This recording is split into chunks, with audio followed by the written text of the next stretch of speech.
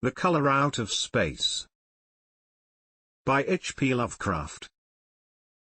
Here is a totally different story that we can highly recommend to you. We could wax rhapsodical in our praise, as the story is one of the finest pieces of literature it has been our good fortune to read. The theme is original, and yet fantastic enough to make it rise head and shoulders above many contemporary scientification stories. You will not regret having read this marvelous tale. West of Arkham the hills rise wild, and there are valleys with deep woods that no axe has ever cut. There are dark narrow glens where the trees slope fantastically, and where thin brooklets trickle without ever having caught the glint of sunlight. On the gentler slopes there are farms, ancient and rocky, with squat, moss-coated cottages brooding eternally over old New England secrets in the lee of great ledges, but these are all vacant now, the wide chimneys crumbling and the shingled sides bulging perilously beneath low gambrel roofs. The old folk have gone away, and foreigners do not like to live there. French Canadians have tried it, Italians have tried it, and the Poles have come and departed. It is not because of anything that can be seen or heard or handled, but because of something that is imagined. The place is not good for imagination, and does not bring restful dreams at night. It must be this which keeps the foreigners away, for old Ammi Pierce has never told them of anything he recalls from the strange days. Ammi, whose head has been a little queer for years, is the only one who still remains, or who ever talks of the strange days, and he dares to do this because his house is so near the open fields and the travelled roads around Arkham. There was once a road over the hills and through the valleys, that ran straight where the blasted heath is now, but people ceased to use it and a new road was laid curving far toward the south. Traces of the old one can still be found amidst the weeds of a returning wilderness, and some of them will doubtless linger even when half the hollows are flooded for the new reservoir. Then the dark woods will be cut down and the blasted heath will slumber far below blue waters whose surface will mirror the sky and ripple in the sun. And the secrets of the strange days will be one with the deep's secrets, one with the hidden lore of old ocean, and all the mystery of primal earth. When I went into the hills and vales to survey for the new reservoir they told me the place was evil. They told me this in Arkham, and because that is a very old town full of witch legends I thought the evil must be something which grandmas had whispered to children through centuries. The name Blasted Heath seemed to me very odd and theatrical, and I wondered how it had come into the folklore of a Puritan people. Then I saw that dark westward tangle of glens and slopes for myself, and ceased to wonder at anything besides its own elder mystery. It was morning when I saw it, but shadow lurked always there. The trees grew too thickly, and their trunks were too big for any healthy New England wood. There was too much silence in the dim alleys between them, and the floor was too soft with the dank moss and mattings of infinite years of decay. In the open spaces, mostly along the line of the old road, there were little hillside farms, sometimes with all the buildings standing, sometimes with only one or two, and sometimes with only a lone chimney or fast-filling cellar. Weeds and briars reigned, and furtive wild things rustled in the undergrowth. Upon everything was a haze of restlessness and depression, a touch of the unreal and the grotesque, as if some vital element of perspective or chiaroscuro were awry. I did not wonder that the foreigners would not stay, for this was no region to sleep in. It was too much like a landscape of Salvator Rosa, too much like some forbidden woodcut in a tale of terror. But even all this was not so bad as the blasted heath. I knew it the moment I came upon it at the bottom of a spacious valley, for no other name could fit such thing, or any other thing fit such a name. It was as if the poet had coined the phrase from having seen this one particular region. It must, I thought as I viewed it, be the outcome of a fire, but why had nothing new ever grown over those 5 acres of grey desolation that sprawled open to the sky like a great spot eaten by acid in the woods and fields? It lay largely to the north of the ancient road line, but encroached a little on the other side. I felt an odd reluctance about approaching, and did so at last only because my business took me through and past it. There was no vegetation of any kind on that broad expanse, but only a fine grey dust or ash which no wind seemed ever to blow about. The trees near it were sickly and stunted, and many dead trunks stood all rotting at the rim. As I walked hurriedly by, I saw the tumbled bricks and stones of an old chimney and cellar on my right, and the yawning black maw of an abandoned well whose stagnant vapors played strange tricks with the hues of the sunlight. Even the long, dark woodland climb beyond seemed welcome in contrast, and I marveled no more at the frightened whispers of Arkham people. There had been no house or ruin near. Even in the old days the place must have been lonely and remote. And at twilight, dreading to repass that ominous spot, I walked circuitously back to the town by the curving road on the south. I vaguely wished some clouds would gather, for an odd timidity about the deep skyey voids above had crept into my soul.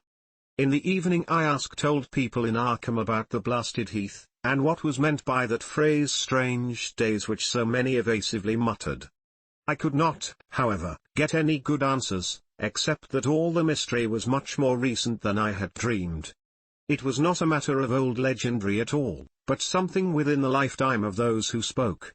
It had happened in the 80s, and the family had disappeared or was killed. Speakers would not be exact, and because they all told me to pay no attention to old Ammi Pierce's crazy tales, I sought him out the next morning, having heard that he lived alone in the ancient tottering cottage where the trees first begin to get very thick. It was a fearsomely ancient place, and had begun to exude the faint miasmal odor which clings about houses that have stood too long. Only with persistent knocking could I rouse the aged man, and when he shuffled timidly to the door I could tell he was not glad to see me. He was not so feeble as I had expected, but his eyes drooped in a curious way, and his unkempt clothing and white beard made him seem very worn and dismal. Not knowing just how he could best be launched on his tales, I feigned a matter of business, told him of my surveying, and asked vague questions about the district. He was far brighter and more educated than I had been led to think, and before I knew it had grasped quite as much of the subject as any man I had talked with in Arkham. He was not like other rustics I had known in the sections where reservoirs were to be. From him there were no protests at the miles of old wooden farmland to be blotted out, though perhaps there would have been had not his home lain outside the bounds of the future lake. Relief was all that he showed, relief at the doom of the dark ancient valleys through which he had roamed all his life. They were better underwater now, better underwater since the strange days. And with this opening his husky voice sank low, while his body leaned forward and his right forefinger began to point shakily and impressively. It was then that I heard the story, and as the rambling voice scraped and whispered on I shivered again and again despite the summer day. Often I had to recall the speaker from ramblings, piece out scientific points which he knew only by a fading parrot memory of professors' talk, or bridge over gaps, where his sense of logic and continuity broke down. When he was done I did not wonder that his mind had snapped a trifle, or that the folk of Arkham would not speak much of the blasted heath. I hurried back before sunset to my hotel, unwilling to have the stars come out above me in the open, and the next day returned to Boston to give up my position. I could not go into that dim chaos of old forest and slope again, or face another time that grey blasted heath where the black well yawned deep beside the tumbled bricks and stones.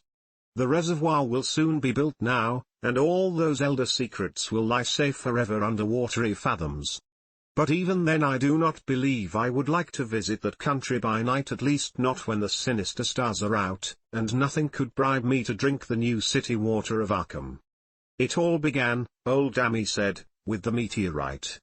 Before that time there had been no wild legends at all since the witch trials, and even then these western woods were not feared half so much as the small island in the Miskatonic where the devil held court beside a curious stone altar older than the Indians. These were not haunted woods, and their fantastic dusk was never terrible till the strange days. Then there had come that white noontide cloud, that string of explosions in the air, and that pillar of smoke from the valley far in the wood. And by night all Arkham had heard of the great rock that fell out of the sky and bedded itself in the ground beside the well at the Nahum Gardner place. That was the house which had stood where the blasted heath was to come, the trim white Nahum Gardner house amidst its fertile gardens and orchards. Nahum had come to town to tell people about the stone, and had dropped in at Ammi Pierce's on the way. Ammi was 40 then, and all the queer things were fixed very strongly in his mind. He and his wife had gone with the 3 professors from Miskatonic University who hastened out the next morning to see the weird visitor from unknown stellar space, and had wondered why Nahum had called it so large the day before. It had shrunk, Nahum said as he pointed out the big brownish mound above the ripped earth and charred grass near the archaic well sweep in his front yard, but the wise men answered that stones do not shrink. Its heat lingered persistently, and Nahum declared it had glowed faintly in the night. The professors tried it with a geologist's hammer and found it was oddly soft. It was, in truth, so soft as to be almost plastic, and they gouged rather than chipped a specimen to take back to the college for testing. They took it in an old pail borrowed from Nahum's kitchen, for even the small piece refused to grow cool. On the trip back they stopped at Ammi's to rest, and seemed thoughtful when Mrs. Pierce remarked that the fragment was growing smaller and burning the bottom of the pail. Truly, it was not large, but perhaps they had taken less than they thought. The day after that, all this was in June of '82, the professors had trooped out again in a great excitement. As they passed Ammi's they told him what queer things the specimen had done, and how it had faded wholly away when they put it in a glass beaker. The beaker had gone, too, and the wise men talked of the strange stone's affinity for silicon. It had acted quite unbelievably in that well-ordered laboratory, doing nothing at all and showing no occluded gases when heated on charcoal, being wholly negative in the borax speed, and soon proving itself absolutely non-volatile at any producible temperature, including that of the oxyhydrogen blowpipe. On an anvil it appeared highly malleable, and in the dark its luminosity was very marked.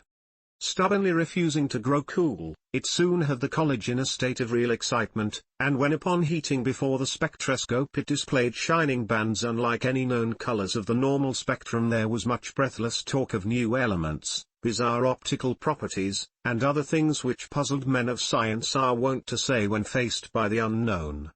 Hot as it was, they tested it in a crucible with all the proper reagents. Water did nothing. Hydrochloric acid was the same. Nitric acid and even aqua regia merely hissed and spattered against its torrid invulnerability. Ammi had difficulty in recalling all these things, but recognized some solvents as I mentioned them in the usual order of use.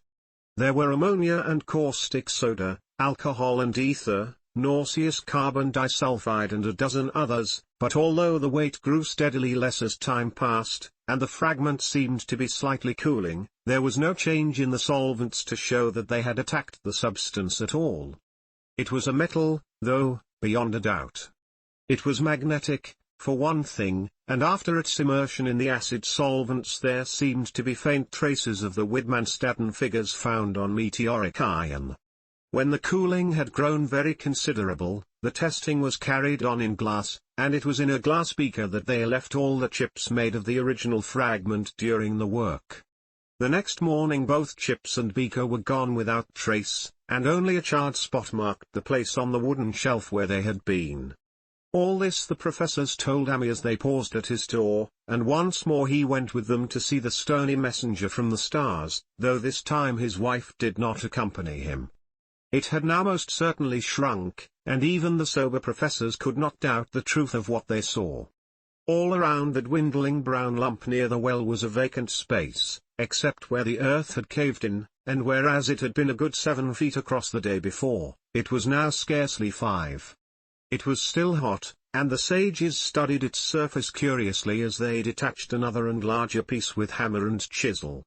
They gouged deeply this time, and as they pried away the smaller mass they saw that the core of the thing was not quite homogeneous. They had uncovered what seemed to be the side of a large colored globule embedded in the substance. The color, which resembled some of the bands in the meteor's strange spectrum, was almost impossible to describe, and it was only by analogy that they called it color at all. Its texture was glossy, and upon tapping it appeared to promise both brittleness and hollowness. One of the professors gave it a smart blow with a hammer, and it burst with a nervous little bop. Nothing was emitted, and all trace of the thing vanished with the puncturing. it left behind a hollow spherical space about 3 inches across, and all thought it probable that others would be discovered as the enclosing substance wasted away.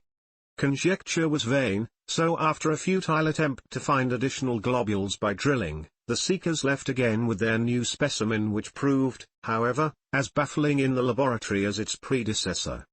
Aside from being almost plastic, having heat, magnetism, and slight luminosity, cooling slightly in powerful acids, possessing an unknown spectrum, wasting away in air, and attacking silicon compounds with mutual destruction as a result, it presented no identifying features whatsoever, and at the end of the tests the college scientists were forced to own that they could not place it.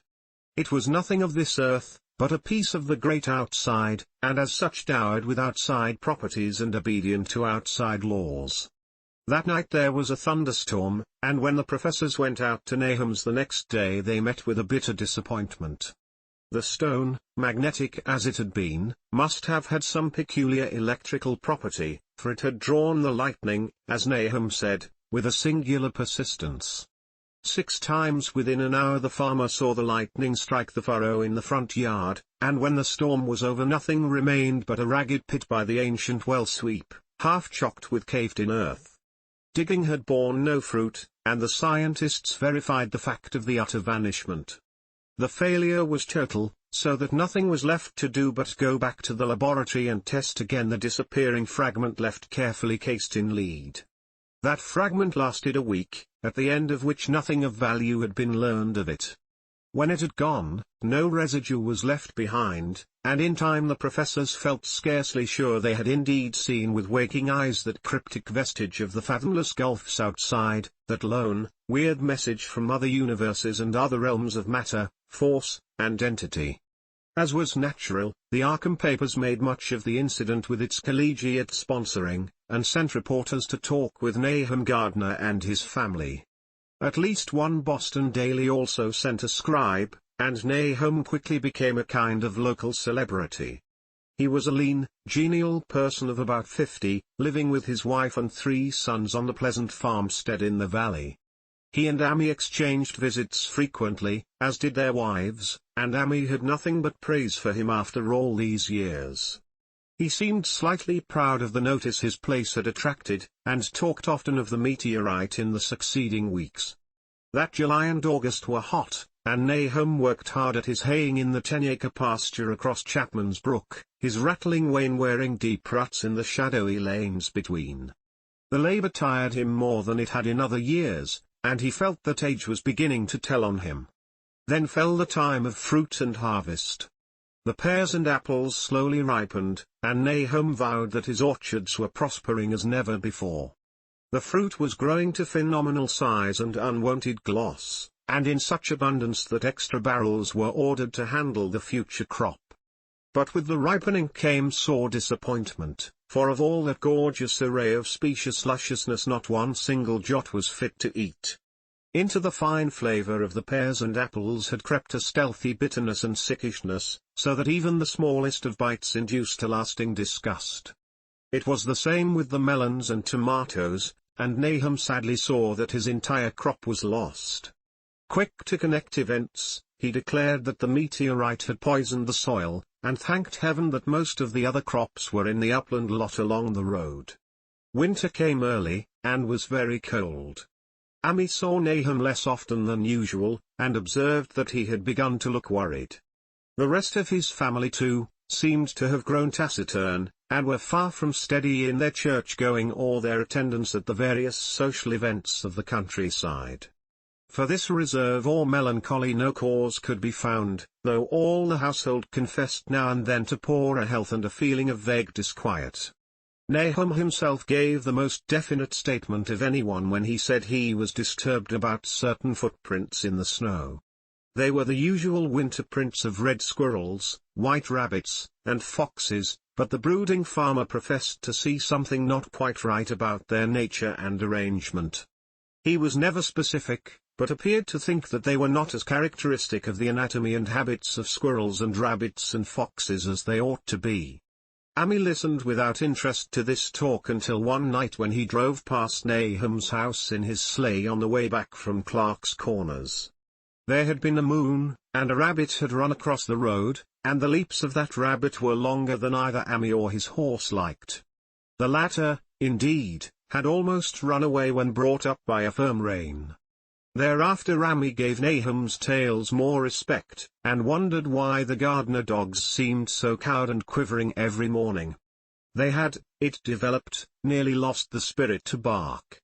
In February the McGregor boys from Meadow Hill were out shooting woodchucks, and not far from the gardener place bagged a very peculiar specimen. The proportions of its body seemed slightly altered in a queer way impossible to describe, while its face had taken on an expression which no one ever saw in a woodchuck before. The boys were genuinely frightened, and threw the thing away at once, so that only their grotesque tales of it ever reached the people of the countryside. But the shying of horses near Nahum's house had now become an acknowledged thing, and all the basis for a cycle of whispered legend was fast taking form. People vowed that the snow melted faster around Nahum's than it did anywhere else, and early in March there was an awed discussion in Potter's General Store at Clark's Corners. Stephen Rice had driven past Gardner's in the morning, and had noticed the skunk cabbages coming up through the mud by the woods across the road. Never were things of such size seen before, and they held strange colors that could not be put into any words. Their shapes were monstrous, and the horse had snorted at an odor which struck Stephen as wholly unprecedented. That afternoon several persons drove past to see the abnormal growth, and all agreed that plants of that kind ought never to sprout in a healthy world. The bad fruit of the fall before was freely mentioned, and it went from mouth to mouth that there was poison in Nahum's ground. Of course it was the meteorite, and remembering how strange the men from the college had found that stone to be, several farmers spoke about the matter to them. One day they paid Nahum a visit, but having no love of wild tales and folklore were very conservative in what they inferred. The plants were certainly odd, but all skunk cabbages are more or less odd in shape and hue. Perhaps some mineral element from the stone had entered the soil, but it would soon be washed away. And as for the footprints and frightened horses, of course this was mere country talk which such a phenomenon as the aerolite would be certain to start. There was really nothing for serious men to do in cases of wild gossip, for superstitious rustics will say and believe anything. And so all through the strange days the professors stayed away in contempt. Only one of them, when given 2 files of dust for analysis in a police job over a year and a half later, recalled that the queer color of that skunk cabbage had been very like one of the anomalous bands of light shown by the meteor fragment in the college spectroscope, and like the brittle globule found embedded in the stone from the abyss. The samples in this analysis case gave the same odd bands at first, though later they lost the property. The trees budded prematurely around Nahum's, and at night they swayed ominously in the wind. Nahum's second son Thaddeus, a lad of 15, swore that they swayed also when there was no wind, but even the gossips would not credit this. Certainly, however, restlessness was in the air. The entire Gardner family developed the habit of stealthy listening, though not for any sound which they could consciously name. The listening was, indeed, rather a product of moments when consciousness seemed half to slip away. Unfortunately such moments increased week by week, till it became common speech that something was wrong with all Nahum's folks. When the early saxifrage came out it had another strange color, not quite like that of the skunk cabbage, but plainly related and equally unknown to anyone who saw it. Nahum took some blossoms to Arkham and showed them to the editor of the _Gazette_, but that dignitary did no more than write a humorous article about them, in which the dark fears of rustics were held up to polite ridicule. It was a mistake of Nahum's to tell a stolid city man about the way the great, overgrown morning cloak butterflies behaved in connection with these saxifrages. April brought a kind of madness to the country folk, and began that disuse of the road past Nahum's which led to its ultimate abandonment. It was next the vegetation. All the orchard trees blossomed forth in strange colors, and through the stony soil of the yard and adjacent pasturage there sprang up a bizarre growth which only a botanist could connect with the proper flora of the region. No sane wholesome colors were anywhere to be seen except in the green grass and leafage, but everywhere were those hectic and prismatic variants of some diseased, underlying primary tone without a place among the known tints of earth.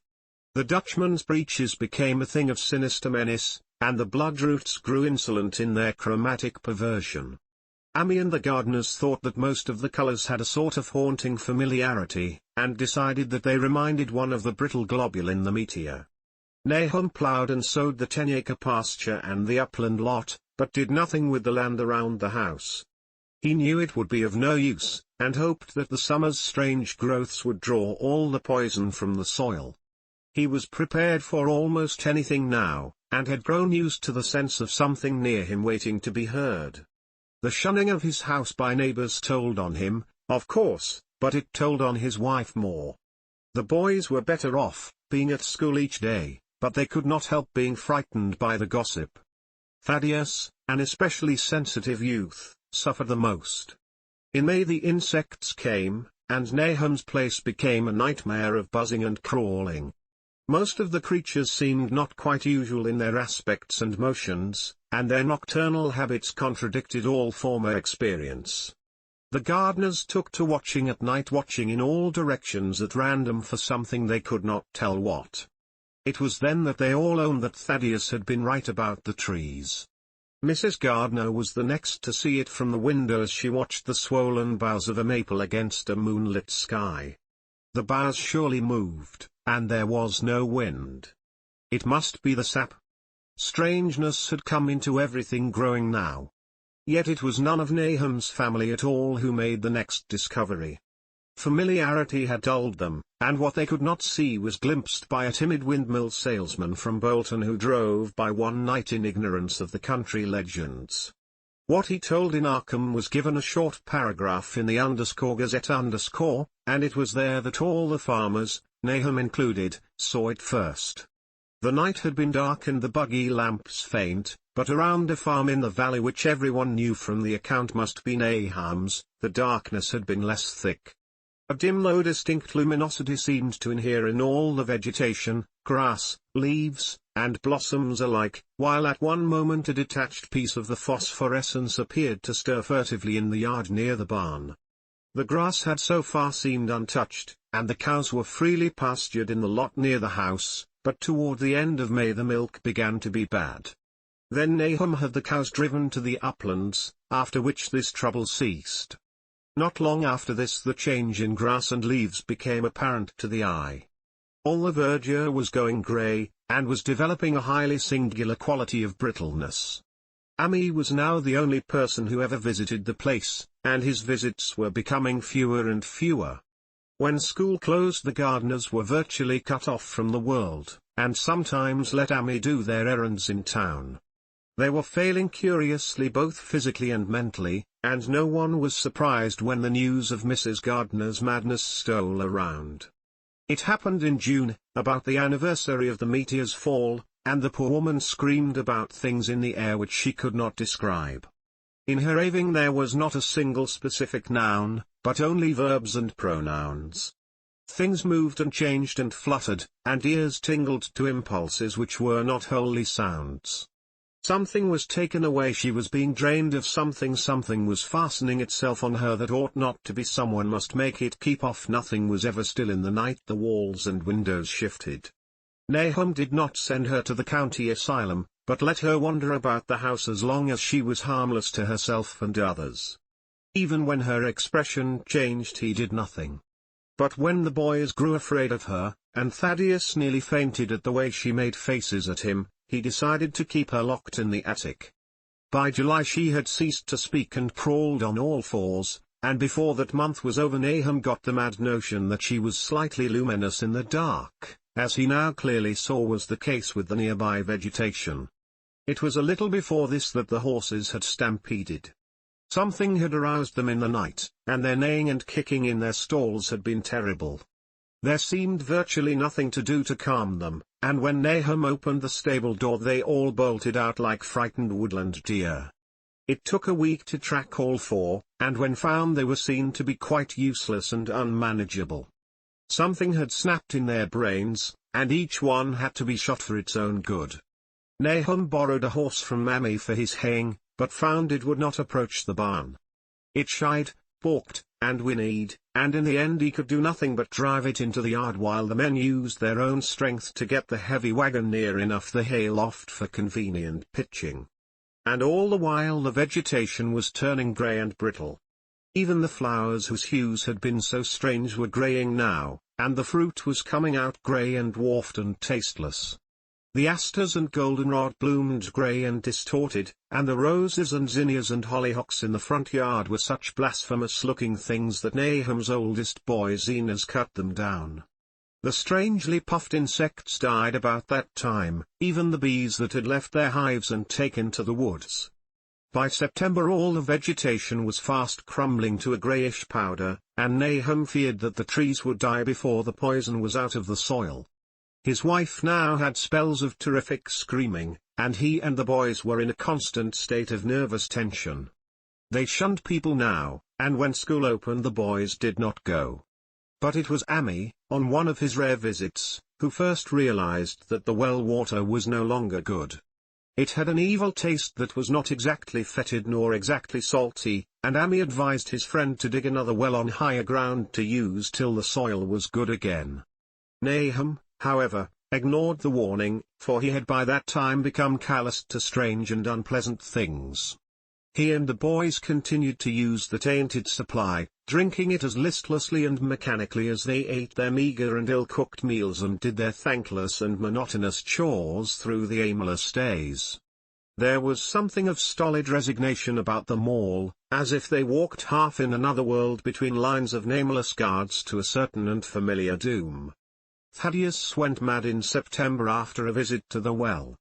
He had gone with a pail and had come back empty-handed, shrieking and waving his arms, and sometimes lapsing into an inane titter or a whisper about the moving colors down there. 2-in-1 family was pretty bad, but Nahum was very brave about it. He let the boy run about for a week until he began stumbling and hurting himself, and then he shut him in an attic room across the hall from his mother's. The way they screamed at each other from behind their locked doors was very terrible, especially to little Merwin, who fancied they talked in some terrible language that was not of earth. Merwin was getting frightfully imaginative, and his restlessness was worse after the shutting away of the brother who had been his greatest playmate. Almost at the same time the mortality among the livestock commenced. Poultry turned greyish and died very quickly, their meat being found dry and noisome upon cutting. Hogs grew inordinately fat, then suddenly began to undergo loathsome changes which no one could explain. Their meat was of course useless, and Nahum was at his wits' end. No rural veterinary would approach his place, and the city veterinary from Arkham was openly baffled. The swine began growing grey and brittle and falling to pieces before they died, and their eyes and muzzles developed singular alterations. It was very inexplicable, for they had never been fed from the tainted vegetation. Then something struck the cows. Certain areas or sometimes the whole body would be uncannily shriveled or compressed, and atrocious collapses or disintegrations were common. In the last stages and death was always the result. There would be a greying and turning brittle like that which beset the hogs. There could be no question of poison, for all the cases occurred in a locked and undisturbed barn. No bites of prowling things could have brought the virus, for what live beast of earth can pass through solid obstacles? It must be only natural disease, yet what disease could wreak such results was beyond any mind's guessing. When the harvest came there was not an animal surviving on the place, for the stock and poultry were dead and the dogs had run away. These dogs, 3 in number, had all vanished one night and were never heard of again. The 5 cats had left some time before, but their going was scarcely noticed since there now seemed to be no mice, and only Mrs. Gardner had made pets of the graceful felines. On the 19th of October Nahum staggered into Ami's house with hideous news. The death had come to poor Thaddeus in his attic room, and it had come in a way which could not be told. Nahum had dug a grave in the railed family plot behind the farm, and had put therein what he found. There could have been nothing from outside, for the small barred window and locked door were intact, but it was much as it had been in the barn. Ami and his wife consoled the stricken man as best they could, but shuddered as they did so. Stark terror seemed to cling round the gardeners and all they touched, and the very presence of one in the house was a breath from regions unnamed and unnameable. Ami accompanied Nahum home with the greatest reluctance, and did what he might to calm the hysterical sobbing of little Merwin. Zenas needed no calming. He had come of late to do nothing but stare into space and obey what his father told him, and Ami thought that his fate was very merciful. Now and then Merwin's screams were answered faintly from the attic, and in response to an inquiring look Nahum said that his wife was getting very feeble. When night approached, Ami managed to get away, for not even friendship could make him stay in that spot when the faint glow of the vegetation began and the trees may or may not have swayed without wind. It was really lucky for Ami that he was not more imaginative. Even as things were, his mind was bent ever so slightly, but had he been able to connect and reflect upon all the portents around him he must inevitably have turned a total maniac. In the twilight he hastened home, the screams of the mad woman and the nervous child ringing horrible in his ears. 3 days later Nahum burst into Ami's kitchen in the early morning, and in the absence of his host stammered out a desperate tale once more, while Mrs. Pierce listened in a clutching fright. It was little Merwin this time. He was gone. He had gone out late at night with a lantern and pail for water, and had never come back. He'd been going to pieces for days, and hardly knew what he was about. Screamed at everything. There had been a frantic shriek from the yard then, but before the father could get to the door the boy was gone. There was no glow from the lantern he had taken, and of the child himself no trace. At the time Nahum thought the lantern and pail were gone too, but when dawn came, and the man had plodded back from his all-night search of the woods and fields, he had found some very curious things near the well. There was a crushed and apparently somewhat melted mass of iron which had certainly been the lantern, while a bent pail and twisted iron hoops beside it, both half-fused, seemed to hint at the remnants of the pail. That was all. Nahum was past imagining, Mrs. Pierce was blank, and Ami, when he had reached home and heard the tale, could give no guess. Merwin was gone, and there would be no use in telling the people around, who shunned all gardeners now. No use, either, in telling the city people at Arkham who laughed at everything. Thad was gone, and now Merwin was gone. Something was creeping and waiting to be seen and heard. Nahum would go soon, and he wanted Ami to look after his wife and Zenas if they survived him.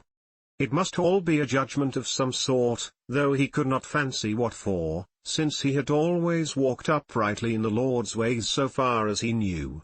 For over 2 weeks Ami saw nothing of Nahum, and then, worried about what might have happened, he overcame his fears and paid the gardener place a visit. There was no smoke from the great chimney, and for a moment the visitor was apprehensive of the worst. The aspect of the whole farm was shocking greyish with dead grass and leaves on the ground, vines falling in brittle wreckage from archaic walls and gables, and great bare trees clawing up at the grey November sky with a studied malevolence which Ami could not but feel had come from some subtle change in the tilt of the branches. But Nahum was alive, after all. He was weak, and lying in a couch in the low-ceiled kitchen, but perfectly conscious and able to give simple orders to Zenas. The room was deadly cold, and as Ami visibly shivered, the host shouted huskily to Zenas for more wood. Wood, indeed, was sorely needed, since the cavernous fireplace was unlit and empty, with a cloud of soot blowing about in the chill wind that came down the chimney. Presently Nahum asked him if the extra wood had made him any more comfortable, and then Ami saw what had happened. The stoutest cord had broken at last, and the hapless farmer's mind was proof against more sorrow. Questioning tactfully, Ami could get no clear data at all about the missing Zenas. In the well he lives in the well was all that the clouded father would say. Then there flashed across the visitor's mind a sudden thought of the mad wife, and he changed his line of inquiry. Nabby? Why, here she is, was the surprised response of poor Nahum, and Ami soon saw that he must search for himself. Leaving the harmless babbler on the couch, he took the keys from their nail beside the door and climbed the creaking stairs to the attic. It was very close and noisome up there, and no sound could be heard from any direction. Of the 4 doors in sight, only one was locked, and on this he tried various keys on the ring he had taken. The 3rd key proved the right one, and after some fumbling Amy threw open the low white door. It was quite dark inside, for the window was small and half obscured by the crude wooden bars, and Amy could see nothing at all on the wide planked floor. The stench was beyond enduring, and before proceeding further he had to retreat to another room and return with his lungs filled with breathable air. When he did enter he saw something dark in the corner, and upon seeing it more clearly he screamed outright. While he screamed he thought a momentary cloud eclipsed the window, and a second later he felt himself brushed as if by some hateful current of vapor. Strange colors danced before his eyes, and had not a present horror numbed him he would have thought of the globule in the meteor that the geologist's hammer had shattered, and of the morbid vegetation that had sprouted in the spring. As it was he thought only of the blasphemous monstrosity which confronted him, and which all too clearly had shared the nameless fate of young Thaddeus and the livestock. But the terrible thing about the horror was that it very slowly and perceptibly moved as it continued to crumble. Amy would give me no added particulars of this scene, but the shape in the corners does not reappear in his tale as a moving object. There are things which cannot be mentioned, and what is done in common humanity is sometimes cruelly judged by the law. I gathered that no moving thing was left in that attic room, and that to leave anything capable of motion there would have been a deed so monstrous as to damn any accountable being to eternal torment. Anyone but a stolid farmer would have fainted or gone mad, but Amy walked conscious through that low doorway and locked the accursed secret behind him. There would be Nahum to deal with now. He must be fed and tended, and removed to some place where he could be cared for. Commencing his descent of the dark stairs, Amy heard a thud below him. He even thought a scream had been suddenly choked off, and recalled nervously the clammy vapor which had brushed by him in that frightful room above. What presence had his cry and entry started up? Halted by some vague fear, he heard still further sounds below. Indubitably there was a sort of heavy dragging, and a most detestably sticky noise as of some fiendish and unclean species of suction. With an associative sense goaded to feverish heights, he thought unaccountably of what he had seen upstairs. Good God! What eldritch dream world was this into which he had blundered? He dared move neither backward nor forward, but stood there trembling at the black curve of the boxed-in staircase. Every trifle of the scene burned itself into his brain. The sounds, the sense of dread expectancy, the darkness, the steepness of the narrow steps and merciful heaven. The faint but unmistakable luminosity of all the woodwork in sight, steps, sides, exposed laths, and beams alike. Then there burst forth a frantic whinny from Amy's horse outside, followed at once by a clatter which told of a frenzied runaway. In another moment horse and buggy had gone beyond earshot, leaving the frightened man on the dark stairs to guess what had sent them. But that was not all. There had been another sound out there. A sort of liquid splash water. It must have been the well. He had left Hero untied near it, and a buggy wheel must have brushed the coping and knocked in a stone. And still the pale phosphorescence glowed in that detestably ancient woodwork. God! How old the house was! Most of it built before 1700. A feeble scratching on the floor downstairs now sounded distinctly, and Amy's grip tightened on a heavy stick he had picked up in the attic for some purpose. Slowly nerving himself, he finished his descent and walked boldly toward the kitchen. But he did not complete the walk, because what he sought was no longer there. It had come to meet him, and it was still alive after a fashion. Whether it had crawled or whether it had been dragged by any external forces, Amy could not say, but the death had been at it. Everything had happened in the last half hour, but collapse, graying, and disintegration were already far advanced. There was a horrible brittleness, and dry fragments were scaling off. Amy could not touch it, but looked horrifiedly into the distorted parody that had been a face. What was it, Nahum, what was it? He whispered, and the cleft, bulging lips were just able to crackle out a final answer. Nothing. Nothing. The color. It burns. Cold and wet, but it burns. It lived in the well. I seen it. a kind of smoke. Just like the flowers last spring. The well shone at night. Thad and Merwin and Zenas. Everything alive. Sucking the life out of everything. In that stone. It must have come in that stone. Pisoned the whole place. Don't know what it wants. That round thing them men from the college dug out in the stone.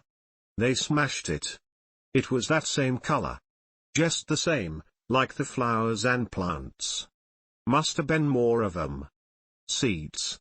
Seeds. They growed. I seen it the first time this week. Must have got strong on Zenas. He was a big boy, full of life. It beats down your mind and then gets ye. Burns ye up. In the well water. You was right about that. Evil water. Zenas never come back from the well. Can't get away. Draws ye. Ye know summat's comin', but tain't no use. I seen it time and again Zenas was took. Was nabby, Ammy? My head's no good. Don't know how long since I fed her. It'll get her if we ain't earful. Just a color. Her face is getting to have that color sometimes towards night. And it burns and sucks. It come from some place where things ain't as they is here. One of them professors said so. He was right. Look out, Ammy, it'll do something more. Sucks the life out. But that was all. That which spoke could speak no more because it had completely caved in. Ammy laid a red-checked tablecloth over what was left and reeled out the back door into the fields. He climbed the slope to the 10-acre pasture and stumbled home by the north road and the woods. He could not pass that well from which his horses had run away. He had looked at it through the window, and had seen that no stone was missing from the rim. Then the lurching buggy had not dislodged anything after all. The splash had been something else, something which went into the well after it had done with poor Nahum. When Ammy reached his house the horses and buggy had arrived before him and thrown his wife into fits of anxiety. Reassuring her without explanations, he set out at once for Arkham and notified the authorities that the Gardner family was no more. He indulged in no details, but merely told of the deaths of Nahum and Nabby, that of Thaddeus being already known, and mentioned that the cause seemed to be the same strange ailment which had killed the livestock.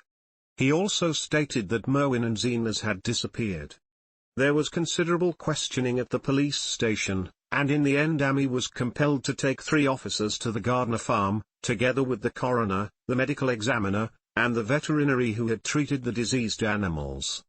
He went much against his will, for the afternoon was advancing and he feared the fall of night over that accursed place, but it was some comfort to have so many people with him. The 6 men drove out in a Democrat wagon, following Ammy's buggy, and arrived at the pest-ridden farmhouse about 4 o'clock. Used as the officers were to gruesome experiences, not one remained unmoved at what was found in the attic and under the red-checked tablecloth on the floor below.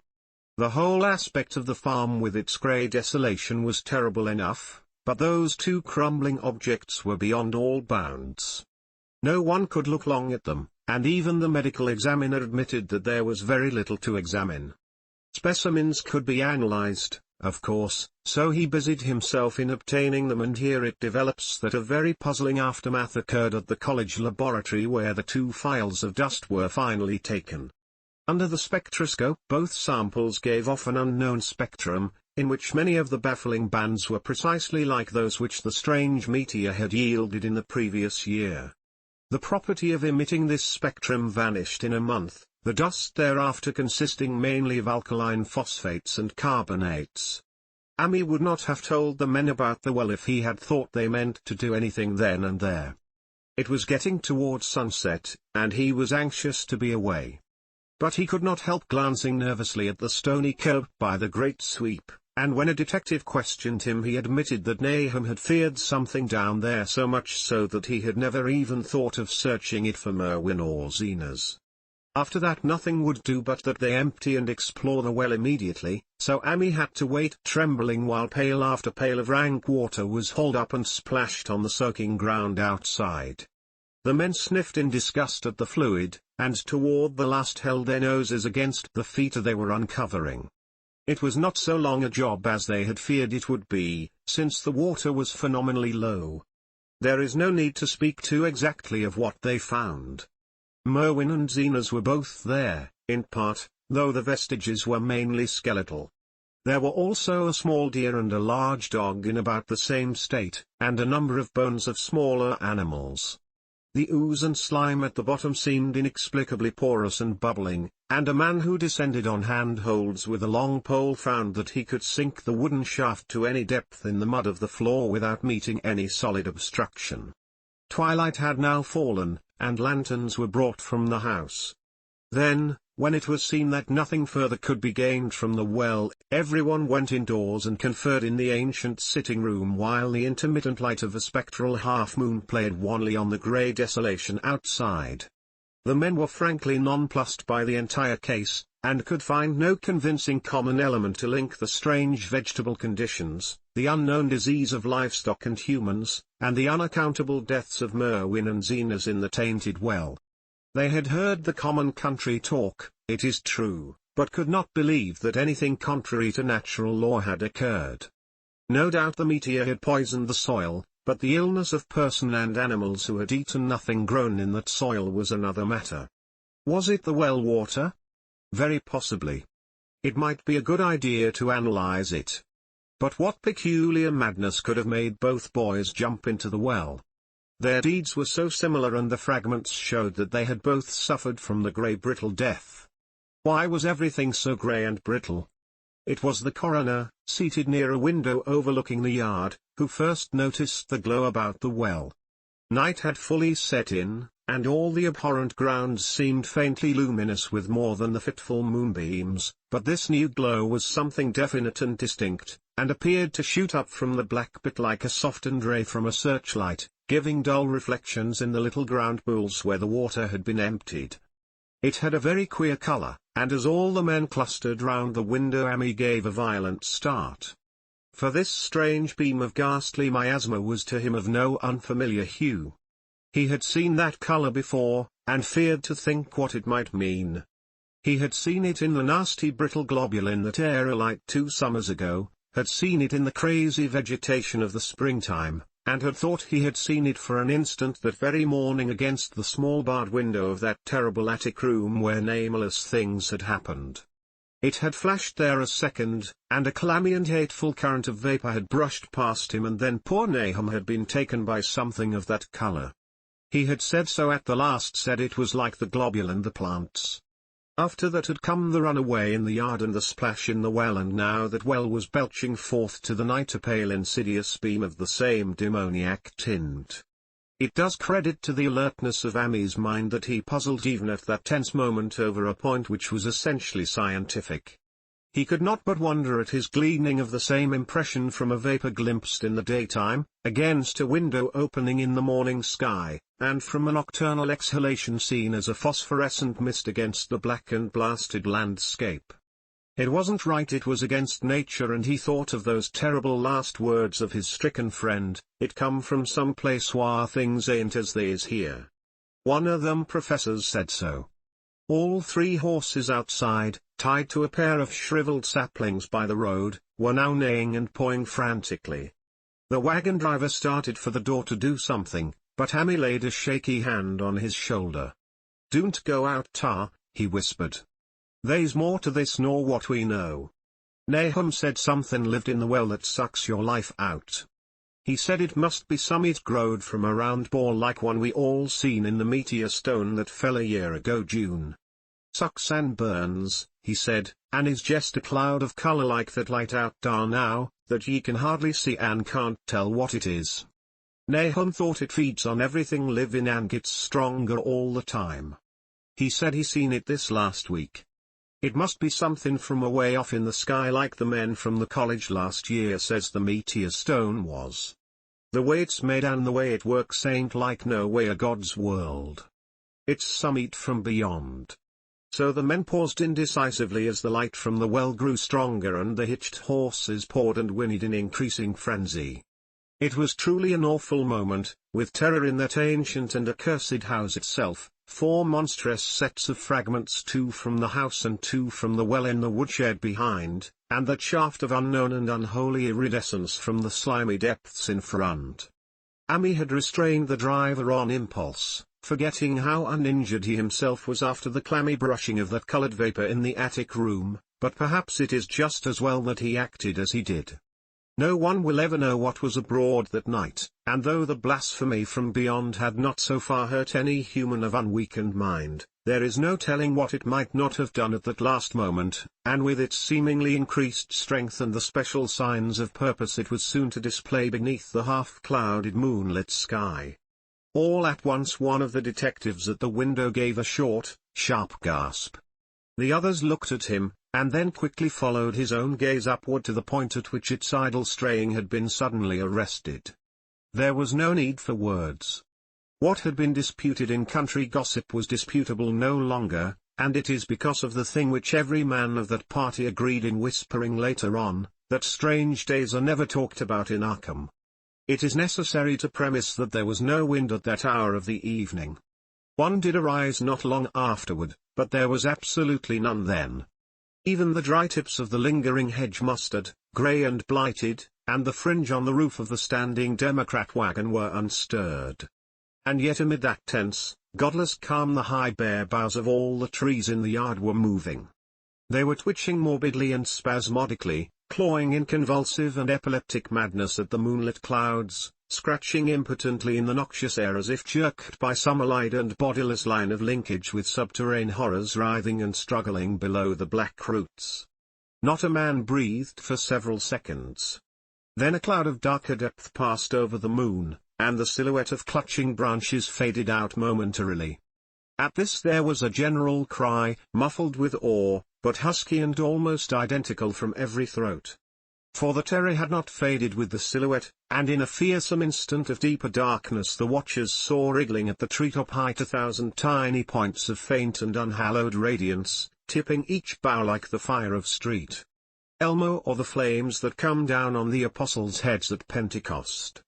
It was a monstrous constellation of unnatural light, like a glutted swarm of corpse-fed fireflies dancing hellish sarabands over an accursed marsh, and its color was that same nameless intrusion which Amy had come to recognize and dread. All the while the shaft of phosphorescence from the well was getting brighter and brighter, bringing to the minds of the huddled men a sense of doom and abnormality which far outraced any image their conscious minds could form.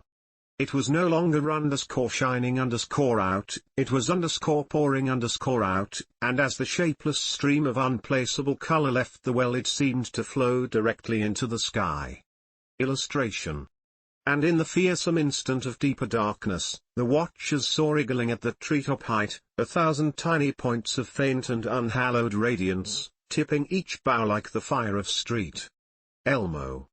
And all the while the shaft of phosphorescence from the well was getting brighter and brighter and bringing to the minds of the huddled men a sense of doom and abnormality.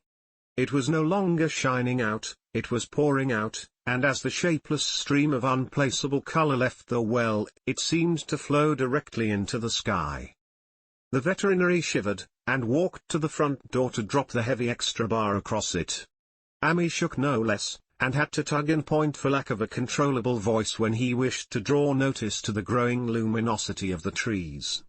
The neighing and stamping of the horses had become utterly frightful, but not a soul of that group in the old house would have ventured forth for any earthly reward. With the moments the shining of the trees increased, while their restless branches seemed to strain more and more toward verticality. The wood of the well sweep was shining now, and presently a policeman dumbly pointed to some wooden sheds and beehives near the stone wall on the west. They were commencing to shine, too, though the tethered vehicles of the visitors seemed so far unaffected. Then there was a wild commotion and clopping in the road, and as Amy quenched the lamp for better seeing they realized that the span of frantic greys had broken their sapling and run off with the Democrat wagon. The shock served to loosen several tongues, and embarrassed whispers were exchanged.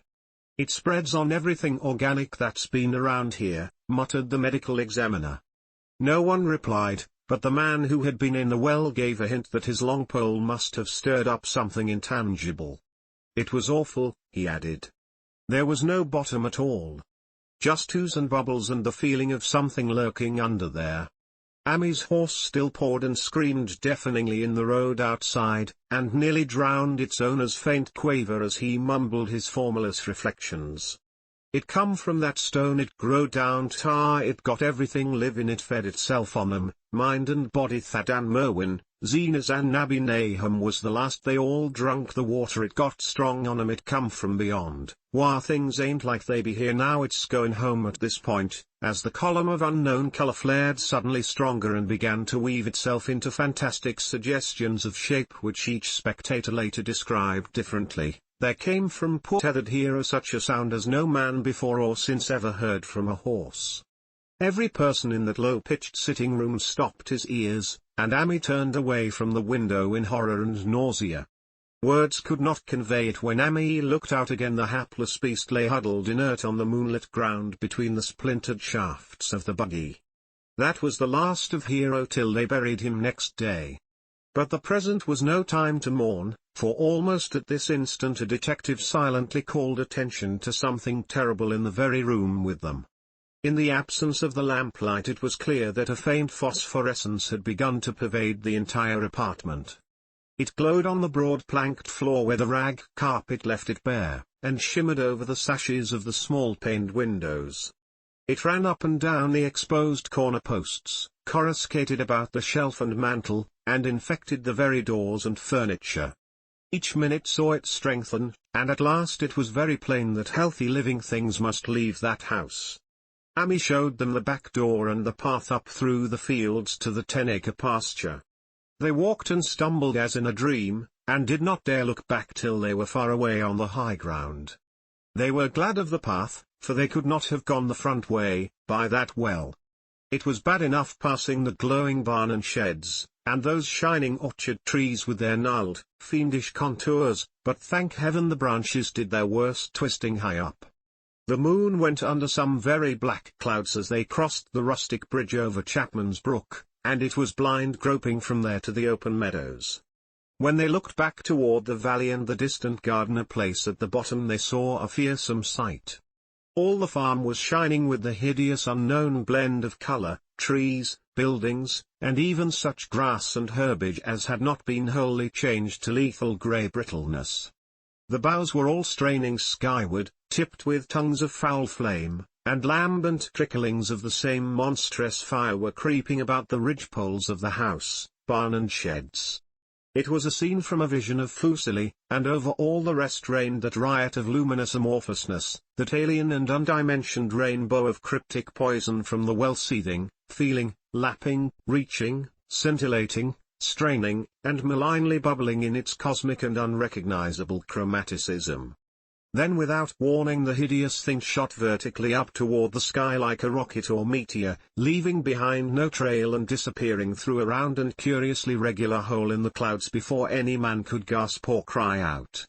No watcher can ever forget that sight, and Amy stared blankly at the stars of Cygnus, Deneb twinkling above the others, where the unknown color had melted into the Milky Way. But his gaze was the next moment called swiftly to earth by the crackling in the valley. It was just that.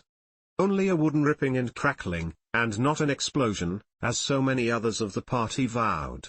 Yet the outcome was the same, for in one feverish kaleidoscopic instant there burst up from that doomed and accursed farm a gleamingly eruptive cataclysm of unnatural sparks and substance, blurring the glance of the few who saw it, and sending forth to the zenith a bombarding cloudburst of such colored and fantastic fragments as our universe must needs disown. Through quickly reclosing vapors they followed the great morbidity that had vanished, and in another second they had vanished too. Behind and below was only a darkness to which the men dared not return, and all about was a mounting wind which seemed to sweep down in black, frore gusts from interstellar space. It shrieked and howled, and lashed the fields and distorted woods in a mad cosmic frenzy, till soon the trembling party realized it would be no use waiting for the moon to show what was left down there at Nahum's. Too awed even to hint theories, the 7 shaking men trudged back toward Arkham by the north road. Amy was worse than his fellows, and begged them to see him inside his own kitchen, instead of keeping straight on to town. He did not wish to cross the blighted, wind-whipped woods alone to his home on the main road. For he had had an added shock that the others were spared, and was crushed forever with a brooding fear he dared not even mention for many years to come. As the rest of the watchers on that tempestuous hill had stolidly set their faces toward the road, Ami had looked back an instant at the shadowed valley of desolation so lately sheltering his ill-starred friend. And from that stricken, far-away spot he had seen something feebly rise, only to sink down again upon the place from which the great shapeless horror had shot into the sky. It was just a color, but not any color of our earth or heavens. And because Ami recognized that color, and knew that this last faint remnant must still lurk down there in the well, he has never been quite right since. Ami would never go near the place again. It is 44 years now since the horror happened, but he has never been there, and will be glad when the new reservoir blots it out.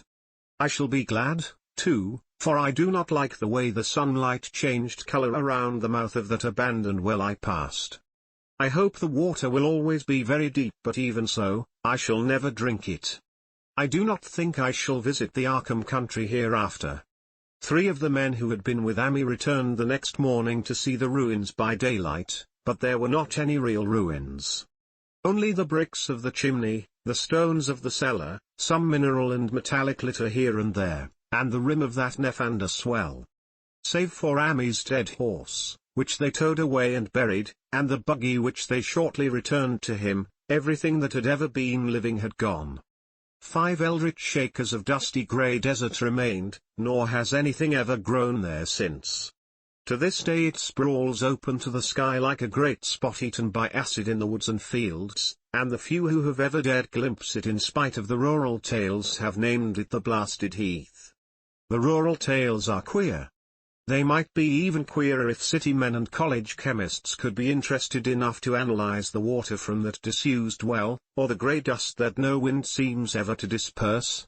Botanists, too, ought to study the stunted flora on the borders of that spot, for they might shed light on the country notion that the blight is spreading little by little, perhaps an inch a year.